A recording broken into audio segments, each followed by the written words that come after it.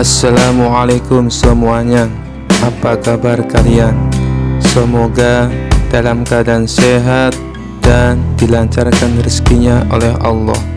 Amin ya robbal alamin. Dikisahkan suatu hari Abu Nawas sedang bersantai di depan rumahnya sambil menikmati secangkir teh. Tiba-tiba seseorang tetangganya, Pak Jalal, datang dengan wajah merah padam dan tangan di pinggang. "Abu Nawas, kau telah menghancurkan kehormatanku," teriak Pak Jalal. Abu Nawas kaget, hampir tersedak tehnya. "Astagfirullah, apa maksudmu Pak Jalal?" Pak Jalal menunjuk Abu Nawas dengan penuh emosi. "Kau telah berselingkuh dengan istriku, aku punya buktinya." Orang-orang mulai berkumpul penasaran dengan keributan itu. Abu Nawas menggaruk kepala dan berkata, "Tunggu dulu. Aku bahkan tidak pernah masuk ke rumahmu. Dari mana kau dapat tuduhan aneh ini?" Pak Jalal mengeluarkan selembar surat dan membacanya dengan lantang. "Kekasihku, aku selalu memikirkanmu. Aku ingin segera bertemu dan menghabiskan waktu bersamamu. Aku cinta padamu selamanya." Orang-orang mulai berbisik-bisik. Sementara itu, Abu Nawas menatap surat itu dengan bingung. "Tapi Pak Jalal, ini kan tidak ada namaku." Pak Jalal menjawab dengan penuh percaya diri, "Memang tidak ada namamu, tapi surat ini ditemukan di halaman rumahku, jadi pasti ini darimu." Abu Nawas berpikir sejenak, lalu tersenyum. "Baiklah, kalau begitu, mari kita buktikan kebenarannya." Ia lalu bertanya kepada Pak Jalal, "Siapa yang pertama kali menemukan surat ini?" Pak Jalal menjawab, "Aku sendiri." Abu Nawas mengangguk, "Lalu, di mana tepatnya surat ini ditemukan?" Pak Jalal menjawab, "Di halaman rumahku, tepat di depan pintu." Abu Nawas tersenyum semakin lebar.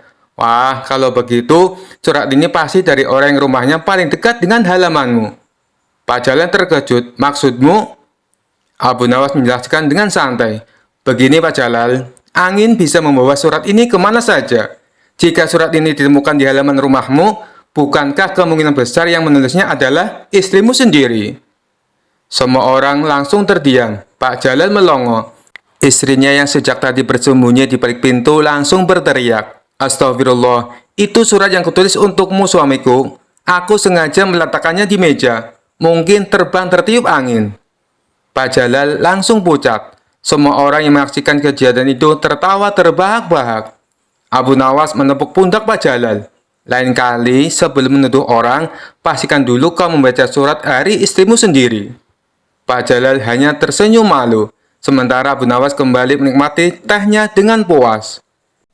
Kisah selanjutnya. Suatu hari Abu Nawas sedang duduk di warung kopi favoritnya, menikmati segelas teh sambil mendengar cerita orang-orang di sekitarnya. Tiba-tiba seorang ulama terkenal dari negeri tetangga datang menghampiri dan duduk di sebelahnya.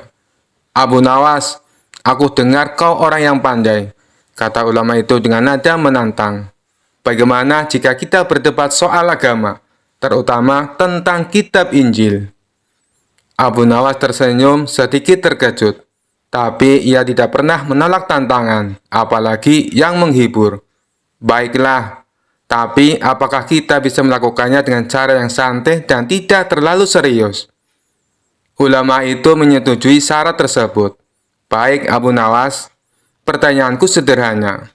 Apakah kau tahu apa yang tertulis dalam kitab Injil?" Abu Nawas mengusap janggutnya berpikir sejenak. "Aku tahu ada banyak hal yang tertulis di dalamnya. Tapi menurutku yang paling penting adalah pesan-pesan tentang kasih dan perdamaian."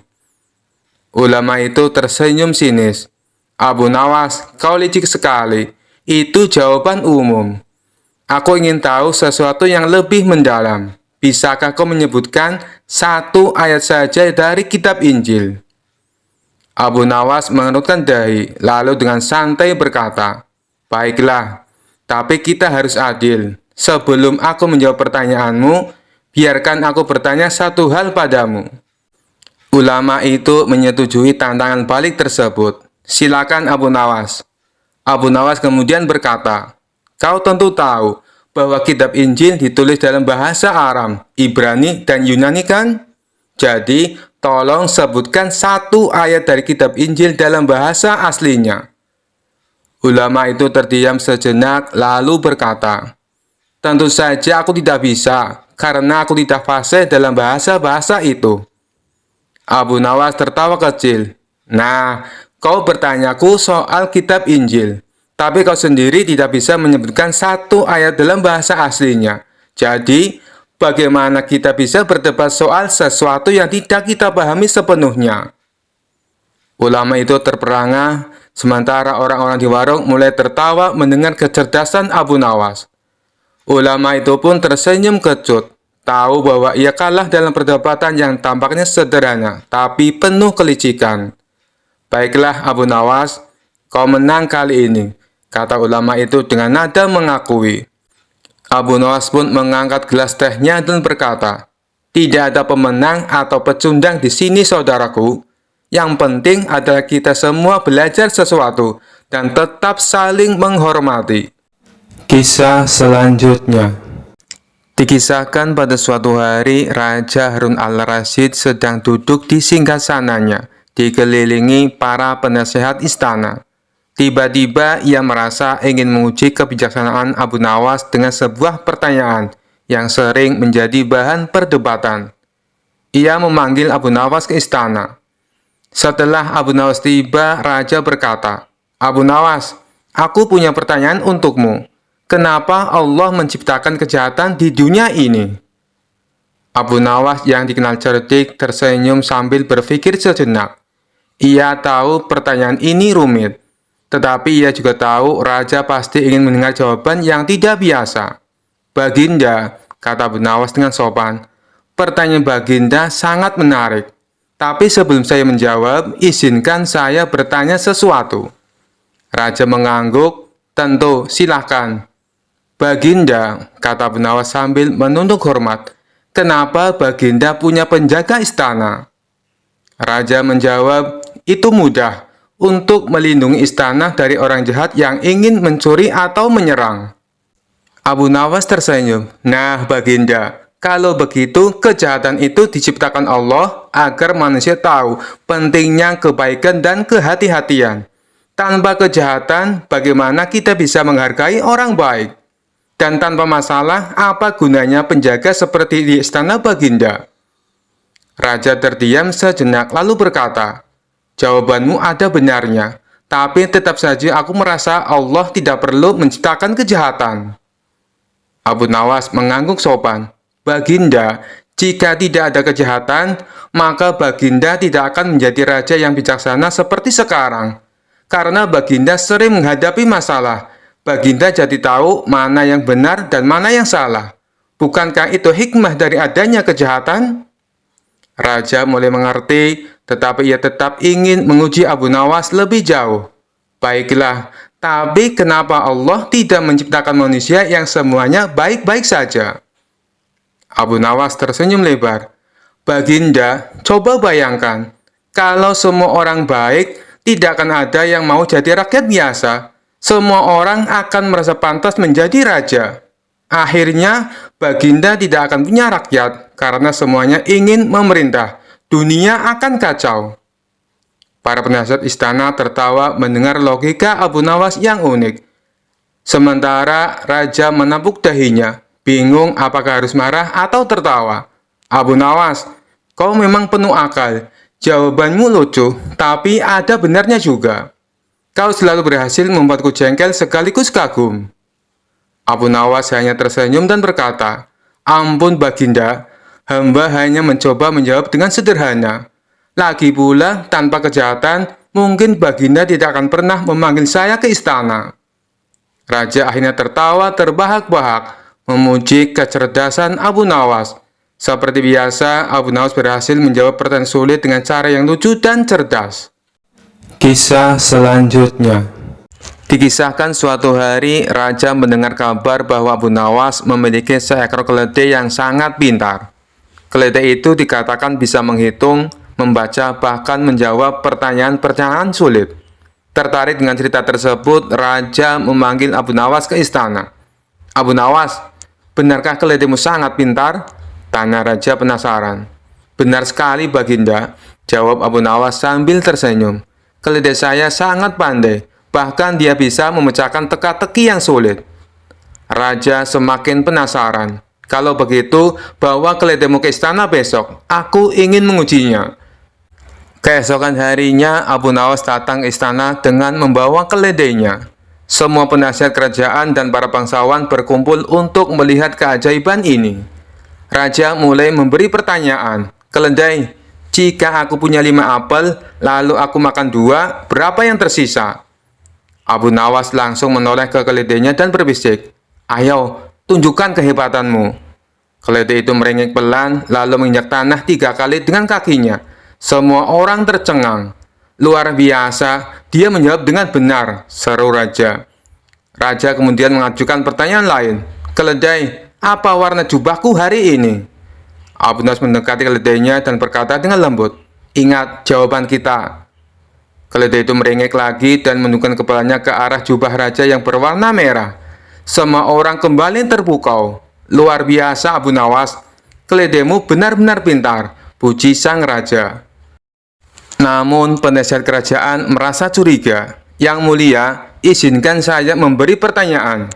Saya ingin membuktikan kehebatan keledai ini. Silahkan, kata raja. Penasihat itu berdiri dan bertanya, keledai, siapa yang lebih cerdas, kau atau Abu Nawas? Keledai itu langsung merengek keras, menganggukkan kepala, dan berjalan ke arah Abu Nawas sambil menggoyangkan ekornya. Semua orang tertawa terbahak-bahak. Raja ikut tertawa dan berkata, Abu Nawas, kau memang pandai. Keledaimu berhasil menghibur kami semua. Abu Nawas hanya tersenyum dan berkata, keledai ini memang pintar Baginda, karena dia tahu bagaimana menyenangkan hati orang-orang. Kisah selanjutnya. Dikisahkan suatu hari Abu Nawas pergi ke pasar untuk membeli sayur. Di sana ia melihat seorang tukang sayur yang terkenal sangat pelit. Tukang sayur itu selalu menaikkan harga seenaknya, dan bahkan tidak mau memberikan sedikit tambahan meskipun pembelinya sudah sering langganan. Abu Nawas mendekati lapak si tukang sayur dan berkata, "Wahai tuan, aku ingin membeli seikat bayam. Berapa harganya?" Tukang sayur itu menjawab dengan wajah ketus, "1 dirham, tidak boleh kurang." Abu Nawas pura-pura terkejut. "Wah, kenapa mahal sekali? Biasanya hanya setengah dirham." Tukang sayur mendengus, "Kalau tidak mau, silakan pergi. Aku tidak butuh pembeli cerewet." Abu Nawas berpikir sejenak lalu berkata, "Baiklah kalau begitu, aku akan membelinya, tapi ada syaratnya." Tukang sayur mengangkat alis. "Syarat apa? Aku tidak suka syarat."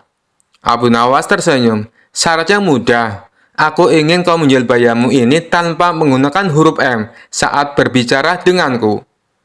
Tukang sayur berpikir sebentar. "Mudah itu," katanya dengan percaya diri. "Baiklah, seikat sayur ini harganya 1 dirham." Tukang sayur terdiam. Baru saja ia hampir mengatakan dirham yang mengandung huruf M. Ia pun mencoba lagi. "Baiklah, harganya hanya 1 dirham." Lagi-lagi ia terjebak. Abu Nawas tertawa kecil. "Loh, kenapa tidak bisa? Katanya mudah." Tukang sayur mulai kesal. Ia mencoba lagi dengan hati-hati. "Harganya satu. Karena terus kebingungan mencari kata lain, ia pun marah dan berteriak, "Sudah, ambil saja bayam ini dan pergi dari sini." Abu Nawas langsung mengambil bayam itu dengan senyum lebar. "Terima kasih, wahai tuan yang baik hati." Orang-orang di pasar tertawa melihat kejadian itu. Sejak saat itu, tukang sayur itu mulai belajar untuk tidak terlalu pelit lagi. Kisah selanjutnya. Dikisahkan suatu hari Abu Nawas sedang duduk santai di bawah pohon sambil menikmati segelas teh. Tiba-tiba seorang pemuda berlari ke arahnya dengan nafas tersengal-sengal. "Abu Nawas, lari, cepat lari!" teriak pemuda itu. Abu Nawas terkejut. "Lari? Kenapa kau harus lari? Aku tidak mencuri, tidak berhutang, dan tidak mengejek istri raja hari ini." Pemuda itu menjelaskan, "Kau difitnah, Abu Nawas. Ada orang yang mengatakan kau mencuri emas dari rumah saudagar kaya. Sekarang para penjaga istana sedang mencarimu." Mendengar itu, Abu Nawas langsung berdiri dan lari sekencang-kencangnya. Para penjaga istana melihat Abu Nawas berlari dan langsung berteriak, Itu dia, tangkap Abu Nawas. Abu Nawas terus berlari melewati pasar. Ia melompati keranjang buah, menyelinap di antara unta, bahkan pura-pura menjadi patung di depan toko sembako. Namun para penjaga tetap mengejarnya. Dalam keadaan panik, Abu Nawas melihat sebuah masjid dan langsung masuk ke dalam. Ia duduk bersila dengan khusyuk seolah sedang berdoa. Saat para penjaga masuk, mereka melihat Abu Nawas dengan tenang dan bertanya, "Hei, kau melihat Abu Nawas?" Abu Nawas membuka matanya perlahan dan berkata, "Kalian mencari siapa?" "Abu Nawas, dia lari dari fitnah," jawab mereka. Abu Nawas tersenyum santai dan berkata, "Oh, kalau begitu kalian salah tempat. Abu Nawas tidak lari dari fitnah. Justru fitnah yang sedang berlari mengejar Abu Nawas." Para penjaga kebingungan, saling pandang, dan akhirnya garuk-garuk kepala. Karena tidak ingin mengganggu orang yang sedang beribadah, mereka pun akhirnya pergi. Setelah mereka pergi, Abu Nawas menghela nafas lega, lalu berbisik, "Kadang-kadang untuk lolos dari fitnah, kita hanya perlu lebih cerdik dari yang memfitnah." Ia pun keluar dari masjid dengan senyum kemenangan.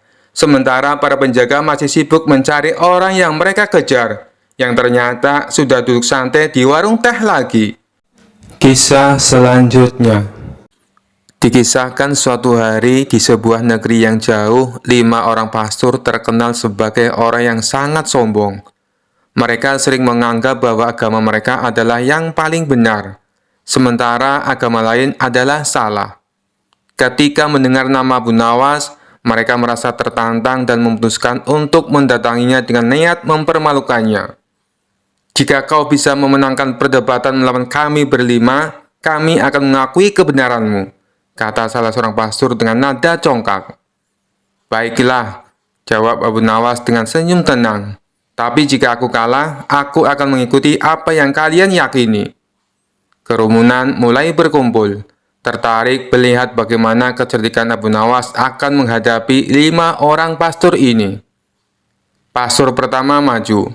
"Abu Nawas, kau bilang Tuhan itu Esa dan Maha Kuasa. Jika Tuhan Maha Kuasa, mengapa Dia tidak menciptakan dunia tanpa penderitaan?" Abu Nawas tersenyum bijak. "Pernahkah kau melihat pedang tajam?" "Ya, tentu saja," jawab pastor itu. "Jika pedang itu hanya dibuat untuk pajangan dan tidak pernah dipakai untuk berperang, apakah kau akan tahu seberapa kuat dan tajamnya pedang itu?" "Tentu tidak," jawab pastor mulai bingung. Begitu pula manusia. Tuhan memberi ujian dan penderitaan agar manusia menunjukkan kekuatan iman dan kesabarannya. Tanpa ujian, manusia tidak akan pernah tahu seberapa besar keimanannya kepada Tuhan. Pastor pertama terdiam, tidak bisa membantah logika Abu Nawas. Pastor kedua maju dengan wajah serius. "Kalau Tuhan itu ada, mengapa Dia tidak menunjukkan dirinya kepada kita?" Abu Nawas tertawa kecil. "Kau tahu cahaya matahari?" "Ya," jawab pastor itu. "Bisakah kau menatap matahari langsung dalam waktu lama tanpa merasa sakit di mata?" "Tidak bisa," jawab pastor itu semakin bingung. Begitu pula dengan Tuhan.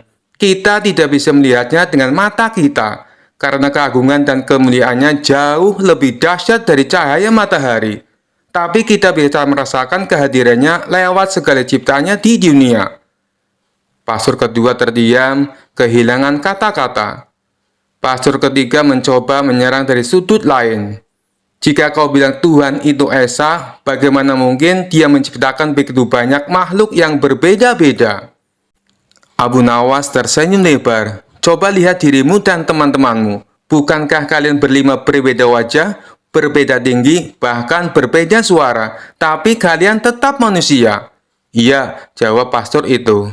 "Begitu pula Tuhan. Dia Esa, tapi kekuasaannya meliputi segala ciptaan yang berbeda-beda. Tuhan yang sama menciptakan langit dan bumi, manusia dan hewan, siang dan malam, karena keesaannya justru terbukti dari kebesaran ciptaannya." Pastor ketiga hanya bisa mengangguk-angguk. Pastor keempat mulai cemas, tapi tetap mencoba peruntungannya. "Bagaimana kau bisa yakin bahwa surga dan neraka itu benar-benar ada?" Abu Nawas mengambil segelas air dingin dan semangkok sup panas. "Mana yang lebih menyegarkan saat kau sedang haus?" Tentu saja air dingin, jawab pastor itu. Dan mana yang membuatmu tidak nyaman jika kau memasukkan tangan ke dalamnya? Tanya Abu Nawas sambil menunjuk semangkuk sup panas. Sup panas, jawab pastor itu. Nah, itulah bukti sederhana. Jika di dunia saja ada rasa nyaman dan tidak nyaman, maka di akhirat ada surga sebagai tempat nyaman dan neraka sebagai tempat tidak nyaman. Logikanya sama. Pastor keempat terdiam, tak mampu menjawab. Pastor kelima yang paling sombong di antara mereka mencoba pertanyaan terakhir. Jika Tuhan itu Maha Pengampun, mengapa Dia tidak mengampuni semua orang tanpa syarat? Abu Nawas tersenyum tipis. Jika ada seorang murid malas yang tidak belajar sama sekali, apakah kau akan berinya nilai tinggi tanpa dia berusaha? Tentu tidak, jawab pastor itu cepat. Begitu pula Tuhan. Tuhan Maha Pengampun, tapi pengampunannya diberikan kepada mereka yang mau bertobat dan berusaha menjadi lebih baik. Pengampunan tanpa syarat hanya akan membuat manusia lalai dan tidak bertanggung jawab. Pastor kelima pun terdiam, tak mampu membantah Abu Nawas. Setelah mendengar semua jawaban Abu Nawas, kelima pastor itu saling berpandangan. Mereka akhirnya mengakui kekalahan mereka. Dengan suara lirih, salah satu pastor berkata, Abu Nawas, kau benar. Kami datang dengan niat untuk mempermalukanmu. Tapi justru kami yang dipermalukan oleh kecerdasan dan kebenaranmu. Ajaran kami lebih banyak tentang keimananmu. Abu Nawas tersenyum bijak. Kalian telah membuat keputusan yang tepat. Kebenaran adalah milik Tuhan. Dan siapapun yang mencarinya dengan hati yang ikhlas akan menemukannya. Kelima pastor itu pun akhirnya meninggalkan keyakinan lama mereka dan memeluk ajaran yang dibawa oleh Abu Nawas. Kisah selanjutnya.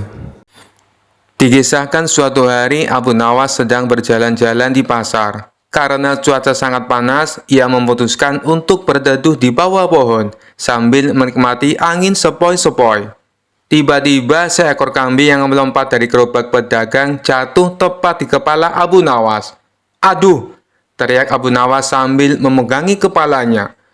Pedagang kambing segera menghampiri. Maaf Abu Nawas, kambingku tidak sengaja jatuh. Abu Nawas hanya menatapnya dengan bingung. Siapa kau? Tanyanya. Aku pedagang kambing, jawab si pedagang. Abu Nawas menggeleng. Apa itu pedagang kambing? Dan siapa aku ini? Orang-orang mulai berkerumun. Salah satu teman Abu Nawas datang dan bertanya, Abu Nawas, kau kenapa? Abu Nawas mengerutkan dahi. Abu Nawas, siapa itu? Aku tidak kenal. Semua orang saling pandang. Ya ampun, Abu Nawas kehilangan ingatannya. Kabar Abu Nawas lupa ingatan menyebar ke seluruh kota. Orang-orang mencoba mengalihkan ingatannya dengan berbagai cara. Seorang sahabatnya berkata, Abu Nawas, kau adalah orang paling cerdas di negeri ini. Abu Nawas menggeleng. Aku tidak tahu, tapi kalau aku cerdas, kenapa aku lupa? Lalu ada seorang penjaga istana datang dan berkata, Abu Nawas, Raja sangat menyayangimu. Abu Nawas dengan polos menjawab, siapa itu Raja? Apakah dia juga kehilangan ingatan seperti aku? Semua orang semakin panik. Akhirnya kabar ini sampai ke telinga Raja Harun al-Rasyid. Sang Raja pun memanggil Abu Nawas ke istana. Di istana, Raja Harun al-Rasyid tersenyum dan berbisik kepada menterinya. Aku tahu cara mengembalikan ingatannya. Raja lalu berkata keras, tangkap Abu Nawas, masukkan dia ke dalam penjara.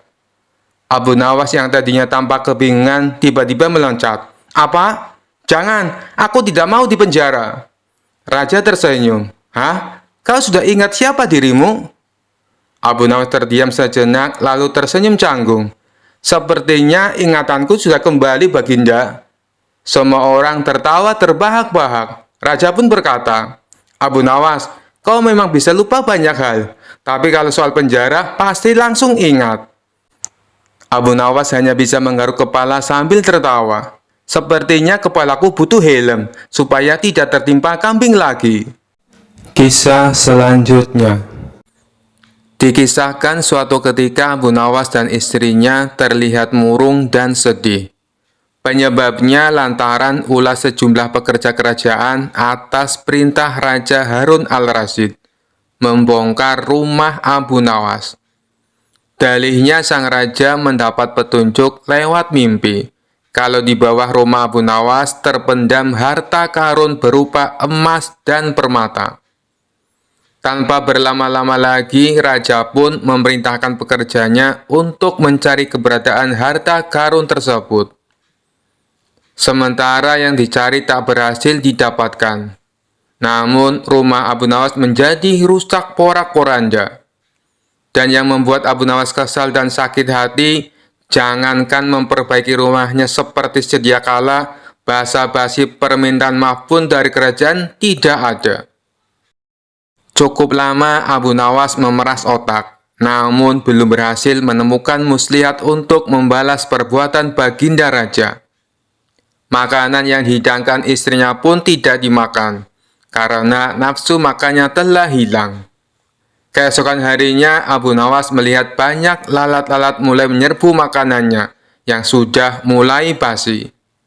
Begitu melihat lalat-lalat itu berterbangan, Abu Nawas tiba-tiba saja tertawa riang seolah mendapatkan ide.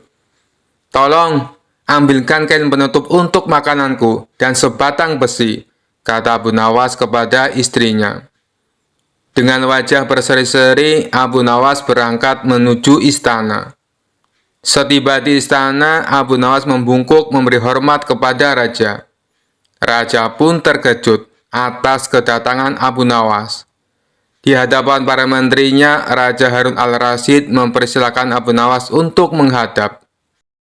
"Ampun tuanku, hamba menghadap tuanku baginda hanya untuk mengadukan perlakuan tamu-tamu yang tidak diundang. Mereka memasuki rumah hamba tanpa izin dan berani memakan makanan hamba," lapor Abu Nawas. "Siapakah tamu-tamu tidak diundang itu, wahai Abu Nawas?" ujar baginda raja dengan bijaksana. "Lalat-lalat ini tuanku," kata Abu Nawas sembari membuka penutup piringnya. "Kepada siapa lagi kalau bukan kepada paduka junjungan hamba? Hamba mengadukan perlakuan yang tidak adil ini," ujar Abu Nawas lagi. "Lalu, keadilan yang bagaimana yang engkau inginkan dariku?" tanya baginda raja penasaran. "Hamba hanya minta izin tertulis dari baginda raja sendiri, agar hamba bisa dengan leluasa menghukum lalat-lalat yang nakal itu," kata Abu Nawas memulai muslihatnya. Akhirnya Raja Harun al-Rasyid dengan terpaksa membuat surat izin yang isinya memperkenankan Abu Nawas memukul lalat-lalat itu dimanapun mereka hinggap. Setelah mendapat izin tertulis itu, Abu Nawas mulai mengusir lalat-lalat di piringnya, hingga mereka terbang dan hinggap di sana-sini. Dengan menggunakan tongkat besi yang telah dibawanya dari rumah, Abu Nawas dengan semangatnya mengejar dan memukul lalat-lalat itu dimanapun hinggap. Ketika hinggap di kaca, Abu Nawas dengan tenang dan leluasa memukul kaca itu hingga pecah. Kemudian vas bunga nan indah milik sang raja juga ikut terkena pukul dan pecah. Akhirnya hanya dalam beberapa menit saja seluruh perabot istana hancur. Raja Harun al-Rasyid tidak bisa berbuat apa-apa, lantaran ia sendiri yang sudah memberikan izin kepada Abu Nawas. Setelah merasa puas, Abu Nawas pun mohon diri. Melihat barang-barang kesayangannya hancur berantakan, raja baru sadar betapa kelirunya telah berbuat semena-mena kepada Abu Nawas. Kisah selanjutnya. Dikisahkan pada suatu hari terdengar kabar bahwa di sebuah desa ada makam keramat yang diyakini bisa memberikan keberuntungan bagi siapa saja yang berziarah ke sana.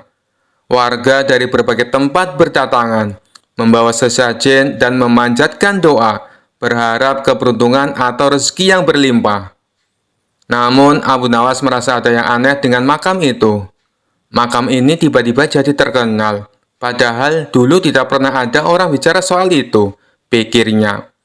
Karena penasaran, Abu Nawas memutuskan untuk menyelidiki lebih dalam. Pada malam hari, saat suasana sudah sepi, Abu Nawas datang ke makam tersebut, ditemani beberapa warga yang juga curiga. Mereka membawa lentera untuk penerangan.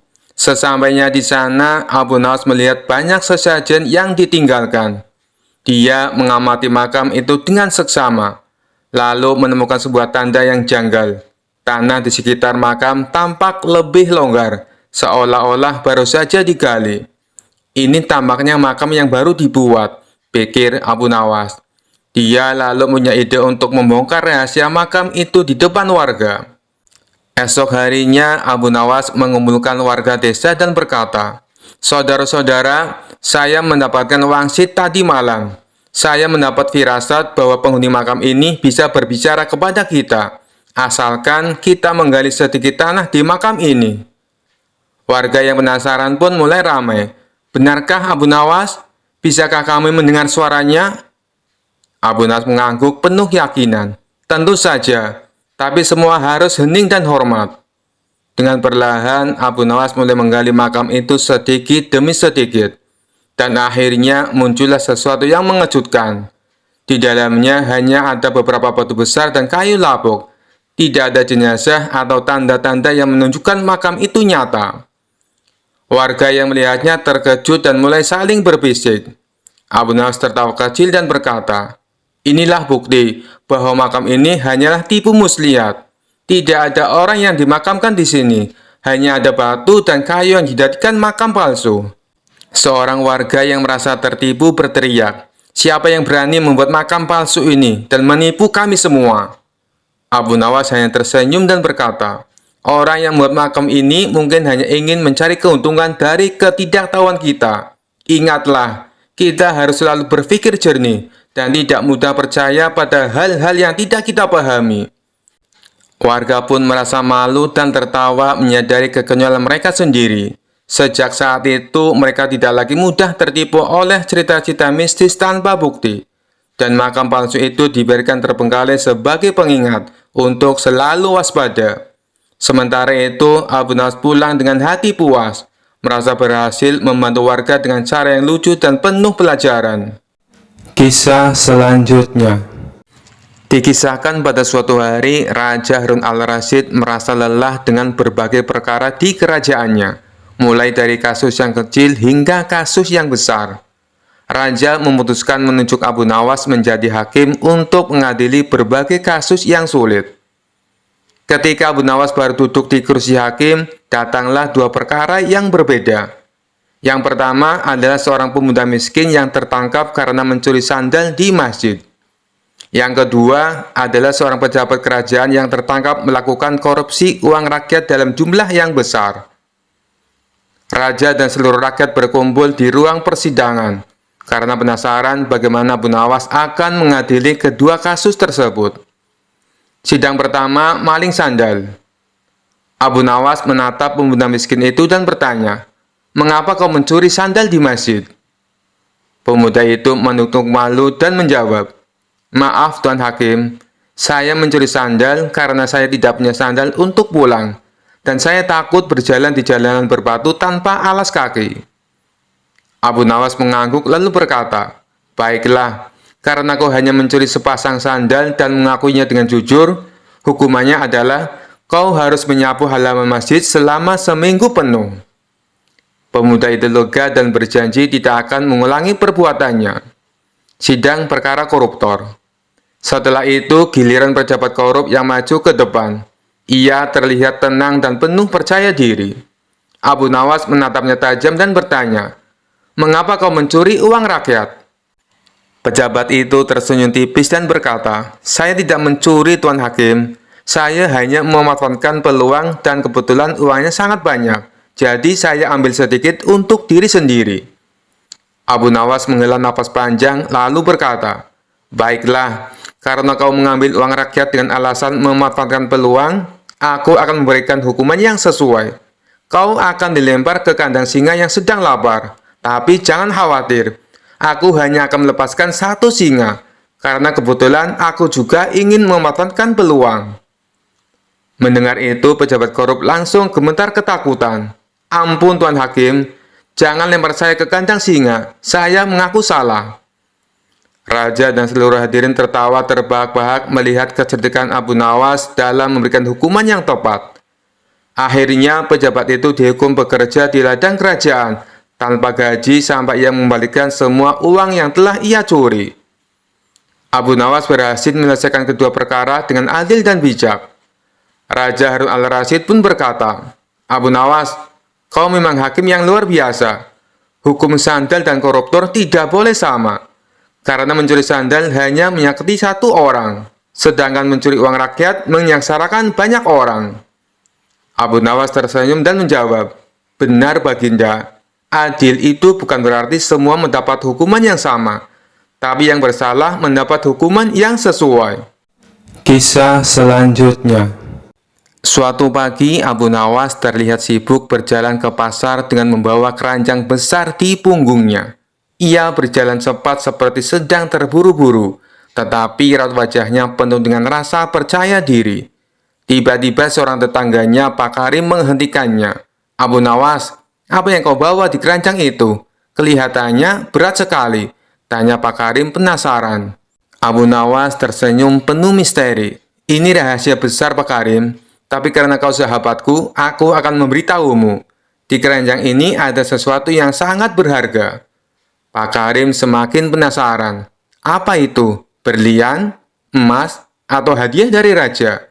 Abu Nawas mendekatkan mulutnya ke telinga Pak Karim dan berbisik, "Yang ada di keranjang ini adalah rasa malu." Pak Karim terkejut. "Malu? Apa maksudmu?" Abu Nawas mengangguk serius. "Benar, aku sedang membawa rasa malu ini untuk dibuang. Aku merasa malu selama ini terlalu sering menghantuiku. Jadi aku memutuskan untuk membuangnya agar hidupku lebih bebas." Setelah mengobrol dengan Pak Karim, Abu Nawas melanjutkan perjalanan ke pasar.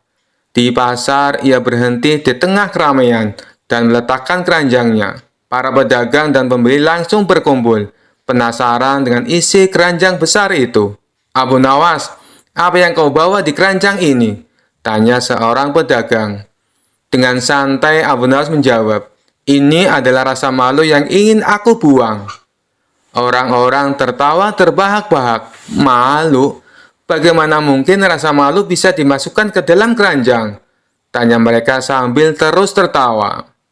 Abu Nawas tidak kalah santai. "Kalian tidak tahu betapa beratnya rasa malu ini. Aku ingin hidup tanpa rasa malu lagi. Maka dari itu aku putuskan untuk membuangnya di sini." Namun seorang pria tua di pasar menantang Abu Nawas. "Kalau kau benar-benar membawa rasa malu, buktikan kepada kami. Bukalah keranjang itu." Abu Nawas tahu bahwa keranjang itu kosong, tapi seperti biasa ia punya akal cerdik. Ia berdiri dengan gagah dan berkata, "Baiklah, jika kalian ingin melihat rasa malu ini, aku akan membukanya. Tapi ingat, siapapun yang melihat isi keranjang ini, rasa malunya akan berpindah kepada kalian." Orang-orang langsung mundur. Tidak ada yang berani melihat isi keranjang itu, karena mereka takut rasa malu akan menimpa mereka. Abu Nawas tersenyum dan berkata, "Lihat, aku tidak perlu membuktikan apa-apa, karena kalian semua sudah terlalu takut pada rasa malu kalian sendiri." Sejak hari itu, cerita tentang Abu Nawas yang membawa rasa malu untuk dibuang menjadi bahan pembicaraan di seluruh desa. Orang-orang menyadari bahwa rasa malu sebenarnya adalah bagian dari diri mereka sendiri yang tidak bisa dibuang. Sementara itu, Abu Nawas menikmati hari-harinya dengan tawa, kemudian berkata, "Rasa malu memang tidak bisa dihilangkan, tapi setidaknya aku berhasil membuat kalian mengakuinya." Kisah selanjutnya. Dikisahkan pada suatu hari, Raja Harun al-Rasyid sedang duduk di singgasana. Tiba-tiba muncul sebuah ide iseng melintas di pikirannya. Ia ingin menguji kecerdikan Abu Nawas sekali lagi. Raja memanggil Abu Nawas ke istana. "Abu Nawas, aku punya tugas istimewa untukmu," kata Raja sambil tersenyum penuh misteri. Abu Nawas yang sudah curiga dengan nada suara Raja bertanya, "Apa tugas itu, Baginda?" Raja menjawab, "Aku ingin kau membangun sebuah masjid megah untukku. Tapi ingat, kau hanya punya waktu 1 malam. Jika gagal, kau akan dihukum berat." Abu Nawas menggaruk-garuk kepala. "Baginda, apakah tidak ada tugas yang lebih mudah? Mungkin seperti membuat teh." Raja tertawa. Tidak, ini perintahku. Mulailah malam ini. Setelah menerima perintah itu, Abu Nawas pulang dengan santai. Warga yang mendengar tugas itu mulai heboh. Abu Nawas pasti tidak akan bisa menyelesaikannya, kata mereka. Namun, Abu Nawas tetap tenang. Malam harinya, ia membawa beberapa perkakas sederhana dan mendirikan sebuah tenda kecil di lapangan. Lalu, ia memasang papan besar di depan tenda itu bertuliskan, pendaftaran wakaf untuk masjid kerajaan. Donasi Anda adalah amal jariah. Keesokan paginya, Raja datang untuk melihat hasil kerja Abu Nawas. Namun yang ia temui hanyalah tenda kecil dengan papan pengumuman. Raja berteriak, "Abu Nawas, mana masjidku?" Abu Nawas keluar dari tenda dengan santai. "Baginda, masjid ini sedang dalam tahap awal pembangunan. Saya sudah memulai dengan langkah pertama, yaitu mengumpulkan dana dari warga." Raja terkejut. "Apa maksudmu? Aku ingin masjid ini selesai dalam semalam." Abu Nawas tersenyum licik. "Baginda, membangun masjid butuh banyak waktu dan biaya. Dalam semalam saya hanya bisa memulai prosesnya. Tapi jangan khawatir, jika Baginda menyumbangkan semua harta di istana, masjid ini bisa selesai lebih cepat." Raja terdiam. Ia tidak menyangka akan ditarik untuk ikut berdonasi. Para menteri yang mendengar itu mulai tertawa terbahak-bahak. Raja akhirnya berkata, "Abu Nawas, kau memang cerdik. Kali ini aku mengampunimu. Tapi ingat, jangan coba-coba memanfaatkan ide ini untuk hal yang lain." Abu Nawas memungkuk hormat. "Tentu Baginda. Segala tugas dari Baginda selalu saya selesaikan dengan sepenuh hati." Kisah selanjutnya. Suatu hari, Raja Harun al-Rasyid sedang bosan dan ingin menguji kecerdikan Abu Nawas lagi. Ia pun memanggilnya ke istana. "Abu Nawas, aku ingin kau membuat sebuah lukisan yang luar biasa," kata sang raja. Abu Nawas mengangguk. "Baik, Baginda. Lukisan seperti apa yang Baginda inginkan?" Raja tersenyum jahil. "Aku ingin kau melukis angin." Para menteri dan pengawal yang mendengar langsung tertawa. "Mana mungkin melukis angin? Angin itu tidak bisa dilihat," bisik mereka. Namun Abu Nawas tidak panik. Ia mengangguk dengan tenang dan berkata, "Baiklah Baginda, aku akan melukis angin. Beri aku waktu 3 hari." Setelah 3 hari, Abu Nawas datang ke istana dengan membawa kanvas besar yang tertutup kain. "Baginda, lukisan angin sudah siap," kata Abu Nawas dengan penuh percaya diri. Raja dan para menterinya penasaran. "Baiklah, perlihatkan," perintah sang raja. Dengan perlahan, Abu Nawas membuka kain penutupnya, dan ternyata kanvas itu kosong. Raja terkejut. "Abu Nawas, kau menipuku? Mana lukisan anginnya?"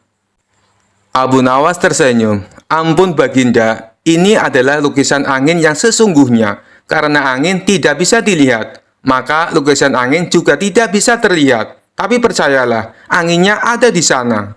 Para menteri terdiam sejenak, lalu tertawa terbahak-bahak.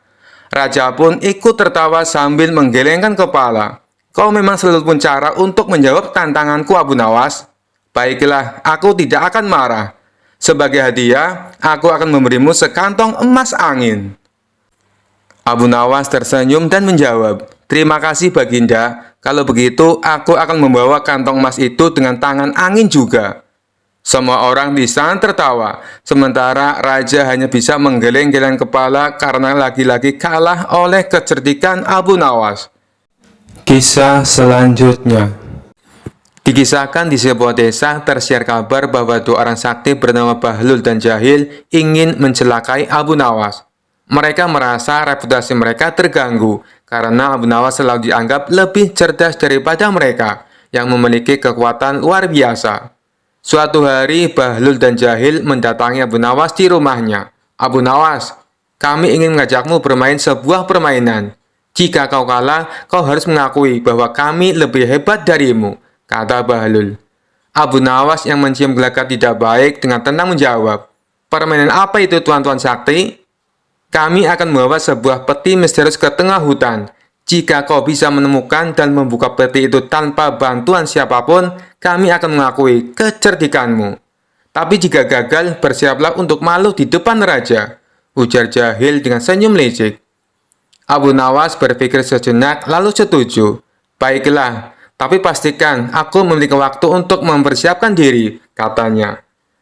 Esok harinya mereka bertiga menuju hutan. Bahlul dan Jahil membawa peti yang berat, lalu menguburnya di bawah pohon besar. Mereka tertawa kecil, yakin Abu Nawas tidak akan menemukannya, karena mereka telah merapal mantra gaib pada peti tersebut. Baik Abu Nawas, kami akan meninggalkanmu di sini. Kau punya waktu hingga matahari terbenam, kata Bahlul sambil tertawa puas. Setelah mereka pergi, Abu Nawas duduk tenang di bawah pohon. Ia mengamati sekitar, lalu berteriak, "Wahai pohon besar, beritahukan aku rahasia yang disembunyikan oleh dua orang bodoh tadi." Tentu saja pohon itu tidak menjawab, tapi tiba-tiba Abu Nawas berdiri dan memukul batang pohon dengan sandal kayunya sambil berteriak, "Keluarkan rahasiamu, atau aku akan mendebangmu." Dari kejauhan, Bahlul dan Jahil mengintip, penasaran dengan apa yang dilakukan oleh Abu Nawas. Mereka mulai khawatir karena melihat Abu Nawas tampak serius berbicara dengan pohon. "Aku hitung sampai 3. 1, 2, teriak Abu Nawas semakin keras. Takut peti mereka benar-benar ditemukan, Jahil berbisik kepada Bahlul. "Dia tahu, cepat kita keluarkan peti itu sebelum pohon mengkhianati kita." Mereka pun berlari ke pohon, menggali dengan tergesa-gesa, dan mengeluarkan peti tersebut. "Ini Abu Nawas, kau memang cerdas. Pohon ini sudah memberitahumu," ujar mereka ketakutan. Abu Nawas tertawa terbahak-bahak sambil berkata, "Terima kasih pohon besar, karena telah membantu aku menang." Bahlul dan Jahil pergi dengan malu, sementara Abu Nawas pulang ke rumah dengan senyum puas karena telah mengalahkan mereka tanpa harus mengotori tangan sendiri. Kisah selanjutnya. Dikisahkan suatu hari Abu Nawas sedang bepergian ke kota untuk menghadiri undangan seorang sahabat. Di tengah perjalanan, ia tersesat di sebuah kampung yang tampak sepi. Jalanan gelap, hanya ada beberapa lampu minyak yang berkelip-kelip dari rumah-rumah penduduk. Abu Nawas mulai merasa ada yang aneh. Tiba-tiba sekelompok orang bertubuh besar dengan wajah garang muncul dari balik pepohonan. Salah satu dari mereka yang tampak seperti pemimpin berteriak, "Berhenti! Siapa kau? Dan apa yang kau bawa?" Abu Nawas dengan tenang tanpa rasa takut tersenyum lebar. "Aku hanya seorang musafir biasa, Tuan. Tapi kebetulan aku membawa sesuatu yang sangat berharga." Mendengar kata sangat berharga, mata para begal langsung berbinar-binar. Pemimpin mereka mendekat sambil berkata, "Serahkan barang itu, atau kau tidak akan keluar dari kampung ini hidup-hidup." Abu Nawas dengan santai mengeluarkan sebuah kotak kecil dari tasnya. Kotak itu dihiasi kain berwarna emas, tampak seperti sesuatu yang mahal. "Inilah yang kalian cari," kata Abu Nawas sambil memperlihatkan kotak tersebut. "Namun barang ini sangat berbahaya jika kalian tidak tahu cara menggunakannya." Para begal bingung sekaligus penasaran. Salah satu dari mereka bertanya, "Apa itu? Mengapa berbahaya?" Abu Nawas berpura-pura serius. "Ini adalah pusaka yang hanya bisa dipegang oleh orang-orang yang berani. Jika kalian salah memegangnya, kalian akan terkena kutukan yang mengerikan." Para begal saling pandang. Pemimpinnya berkata, "Aku tidak percaya, buka kotaknya sekarang." Abu Nawas membuka kotak itu perlahan-lahan. Di dalamnya ternyata hanya ada sebuah bawang merah besar. "Bawang ini adalah bawang sakti," kata Abu Nawas. "Jika kalian menyentuhnya tanpa keberanian, kalian akan menangis tanpa henti selama 7 hari 7 malam. Para begal tertawa terbahak-bahak. "Ini hanya bawang merah. Kau pikir kami takut pada bawang?" Pemimpin begal merebut bawang itu dari tangan Abu Nawas. Begitu ia menyentuh bawang tersebut, Abu Nawas berteriak, "Kutukan dimulai!" Tentu saja karena itu bawang merah, mata pemimpin begal langsung terasa pedih. Ia mulai menangis bukan karena takut, tapi karena efek bawang tersebut. Melihat pemimpin mereka menangis, para begal lainnya menjadi panik. Sambil menangis, pemimpin begal berteriak, "Apa yang kau lakukan padaku, musafir licik?" Abu Nawas tersenyum lebar dan berkata, "Aku sudah bilang, hanya orang yang benar-benar berani yang bisa menyentuhnya. Kau harus merenungkan keberanianmu selama 7 hari 7 malam." Saat para begal sibuk mengurus pemimpin mereka yang terus menangis, Abu Nawas dengan cepat mengambil langkah 1000 dan kabur dari kampung tersebut. Keesokan harinya, Abu Nawas sampai di kota dengan selamat dan menceritakan pengalamannya kepada sahabat-sahabatnya. Mereka semua tertawa terbahak-bahak mendengar cara cerdik Abu Nawas mengelabui para begal. Kisah selanjutnya. Dikisahkan suatu hari di kota Baghdad, seorang pedagang bernama Karim mengadukan tetangganya Bahlul ke pengadilan. Karim menuduh Bahlul mencuri kambingnya. Namun Bahlul dengan tegas membantah tuduhan tersebut. "Aku tidak pernah mencuri kambingnya. Tuduhan ini fitnah belaka," seru Bahlul. Karim tak mau kalah. "Dia mencuri kambingku." Bahkan tetangganya yang lain melihat kambing itu berada di rumahnya. Kasus ini menjadi heboh karena tidak ada bukti kuat. Raja Harun al-Rasyid memutuskan untuk meminta bantuan Abu Nawas sebagai hakim sementara.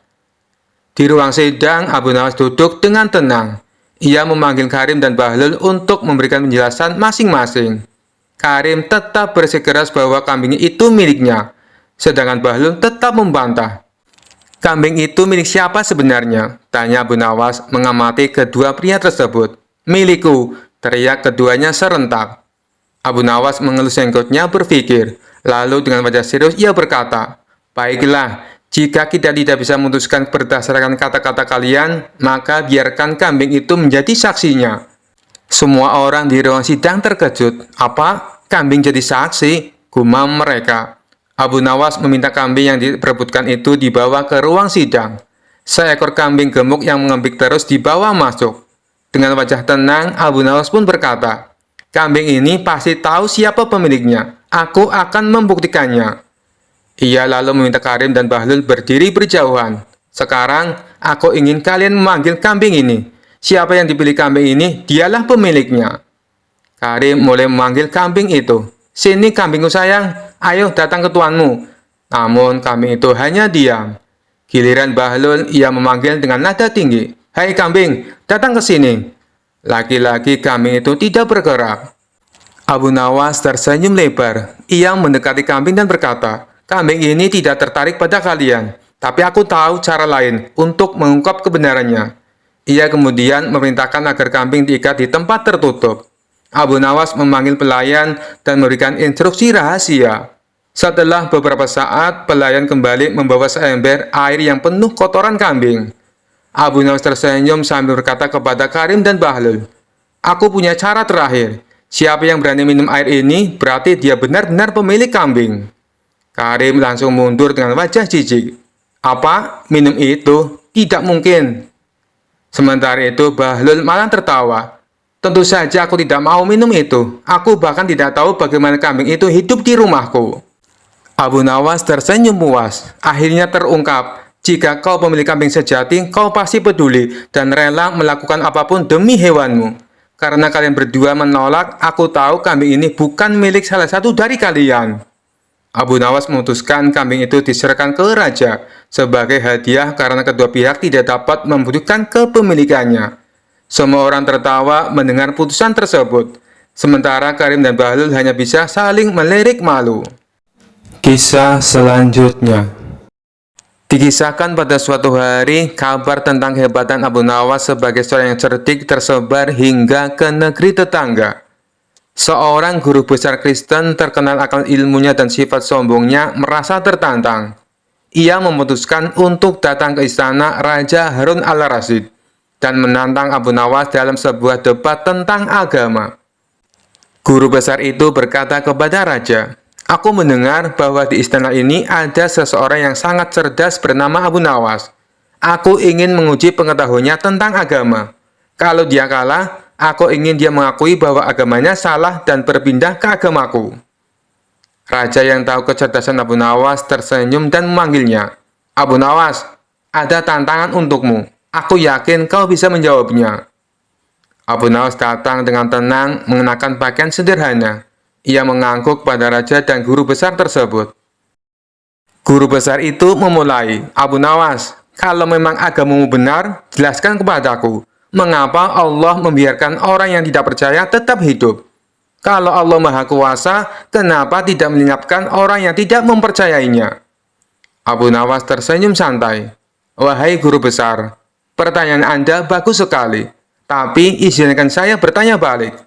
Mengapa Anda membiarkan gulma tumbuh di kebun Anda? Bukankah Anda bisa mencabut semuanya?" Guru besar itu terdiam sejenak lalu berkata, Aku membiarkan gulma tumbuh karena aku ingin melihat tanaman yang baik tumbuh lebih kuat dan indah. Abu Nawas mengangguk. Itulah jawabannya. Allah membiarkan semua makhluk hidup, baik yang percaya atau tidak, agar orang-orang yang beriman menjadi lebih kuat dalam menghadapi cobaan dan tantangan.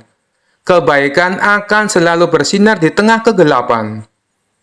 Guru besar itu tersenyum sinis, merasa belum kalah. Ia berkata, "Kalau begitu, jelaskan padaku, mengapa agamamu membutuhkan Nabi Muhammad? Bukankah Tuhan cukup untuk mengajarkan kepada manusia?" Abu Nawas dengan tenang menjawab, "Guru besar, izinkan saya bertanya. Anda adalah guru besar di sini, benar?" "Benar," jawab guru besar itu dengan bangga. "Kalau begitu, kenapa murid-murid Anda membutuhkan buku dan pena? Bukankah Anda cukup untuk mengajarkan mereka?" Guru besar itu terdiam lagi.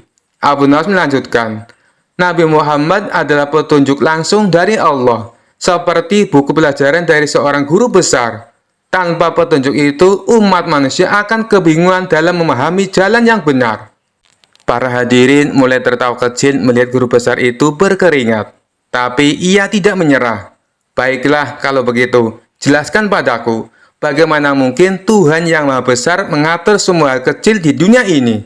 Seperti kapan hujan turun atau kapan bayi lahir?" Abu Nawas tersenyum lebar. "Guru besar, apakah Anda punya jam tangan?" "Tentu saja," jawabnya sambil menunjukkan jam tangannya yang mahal.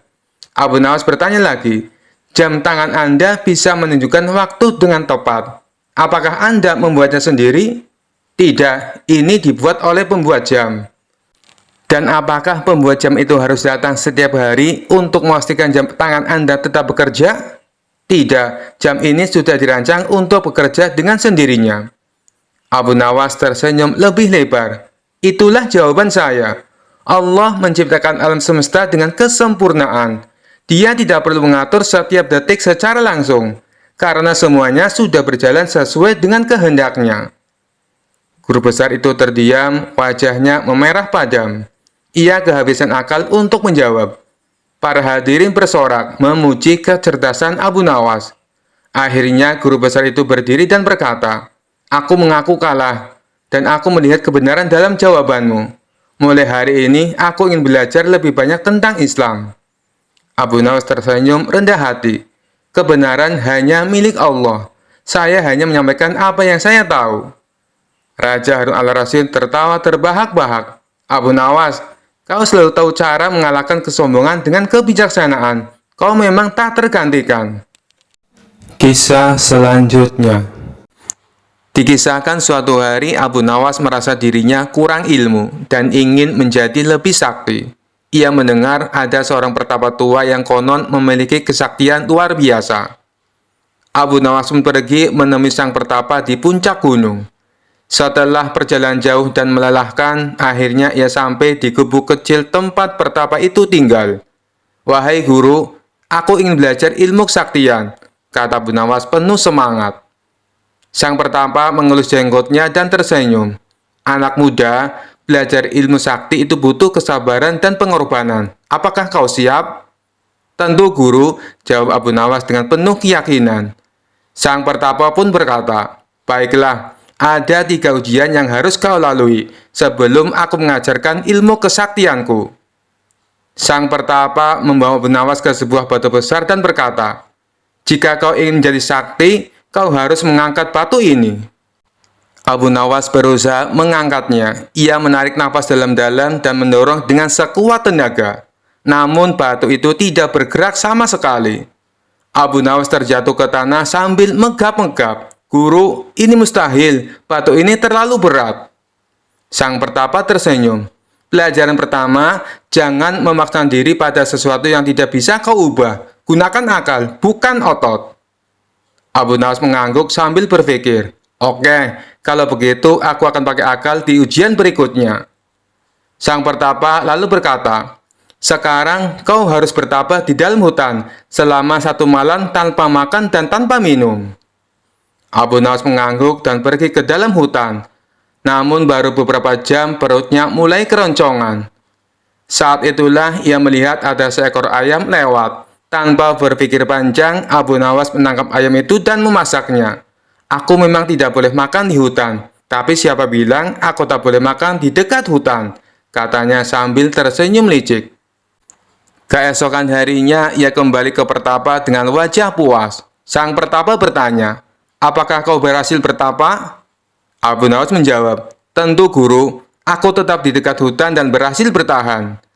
Sang pertapa tertawa dan berkata, "Pelajaran kedua, orang cerdik selalu mencari jalan keluar dalam situasi sulit." Abu Nawas mengangguk bangga. "Aku siap untuk ujian terakhir, guru." Sang pertapa lalu berkata, "Sekarang ujian terakhir. Kau harus tetap tersenyum, meskipun aku memarahimu dan menghina dirimu." Abu Nawas mengangguk. Lalu sang pertapa mulai mencaci maki Abu Nawas. "Kau ini bodoh, pemalas, tidak pantas jadi muridku." Abu Nawas tetap tersenyum. Sang pertapa semakin marah. "Kau tidak punya otak, bahkan kucing lebih pintar darimu." Abu Nawas tetap tersenyum. Sang pertapa mulai curiga. "Kenapa kau tetap tersenyum?" Abu Nawas menjawab santai, "Karena aku sudah belajar dari 2 ujian sebelumnya, guru." "Maksudmu?" tanya sang pertapa. Abu Nawas tersenyum licik. "Aku tidak mau memaksa diri seperti mangkat batu, dan aku selalu mencari jalan keluar dalam situasi sulit. Maka dari itu, aku menutup telinga sejak tadi, agar tak mendengar hinaanmu." Sang pertapa terdiam, lalu tertawa terbahak-bahak. "Kau memang cerdik, Abu Nawas. Baiklah, kau tak butuh ilmu sakti, karena kecerdikanmu sudah lebih hebat dari kesaktian." Abu Nawas pulang dengan bangga, merasa bahwa kecerdikan adalah ilmu paling sakti yang pernah ia pelajari. Sekian dulu perjumpaan kita kali ini. Sampai bertemu lagi di kisah-kisah selanjutnya. Terima kasih yang sudah subscribe dan setia menonton channel ini. Wassalamualaikum warahmatullahi wabarakatuh.